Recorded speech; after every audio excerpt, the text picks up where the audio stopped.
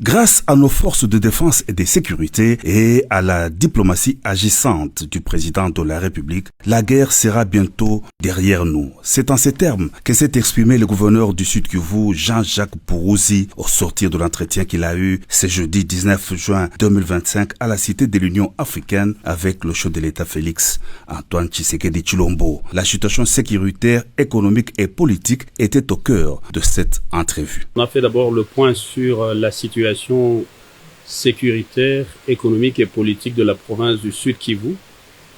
Depuis que nous avons déplacé la capitale provisoirement de la province du Sud-Kivu vers Uvira, lorsque l'ennemi, le M23 appuyé par le Rwanda, a occupé la ville de Bukavu. Donc on a fait le point. On a essayé de discuter sur l'évolution du front, de la ligne des fronts. On a, sur les conditions de vie et de travail de nos forces de défense et de sécurité, on a vu que les mesures que le président de la République a prises par rapport à la situation sécuritaire sont salutaires. Nos forces de défense et de sécurité se comportent très bien avec l'appui de nos jeunes patriotes, notamment les Wazalendo, dont nous sommes très contents. Lui avons fait le point par rapport à ça. C'est un message de réconfort. Tout d'abord, nos sincères condoléances aux jeunes frères et sœurs qui sont tombés sur les lignes des fronts, aux victimes des violations massives des droits de l'homme. Comme vous le savez, on est en train d'enterrer vivants, de tuer, de violer des femmes et des enfants. Nous venons d'avoir encore une fois l'incident qui s'est passé dans la commune de Kadutu, plus précisément dans le quartier de Founou. Il y a quelques jours, lorsque le M23 a tiré à bout portant sur des civils qui n'étaient pas du tout violents. Donc c'est un message de condoléances au nom du président de la République.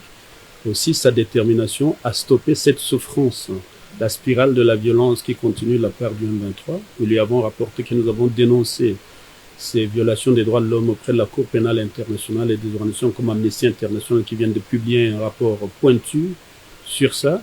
Et nous avons préparé des dossiers pour que la CPI se saisisse du dossier du Nord et du Sud Kivu afin que ces coupables, donc ceux qui violent les droits de l'homme, le M23, appuyés par le Rwanda et leurs complices congolais, soient traduits devant les juridictions nationales et internationales, notamment à la Cour pénale internationale.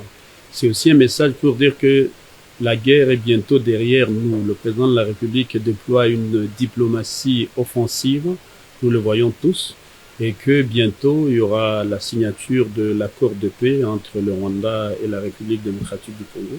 Et nous tenions vraiment à soulager. Donc il n'y a aucune souffrance qui n'a pas de fin. Même le déluge a eu la fin. Et aujourd'hui, la guerre mondiale a eu aussi la fin.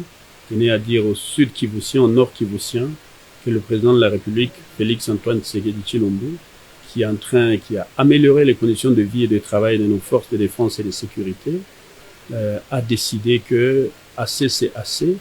Et donc, grâce à la diplomatie offensive, grâce à l'amélioration des conditions de vie et de travail de nos éléments armés, de nos forces, eh bien, la guerre est derrière nous. Le gouverneur Puruzi a appelé la population du Sud-Kivu à poursuivre la résistance passive et active. Nous allons récupérer nos frontières, nos territoires et l'intégrité territoriale, a rassuré le chef de l'exécutif provincial du Sud-Kivu.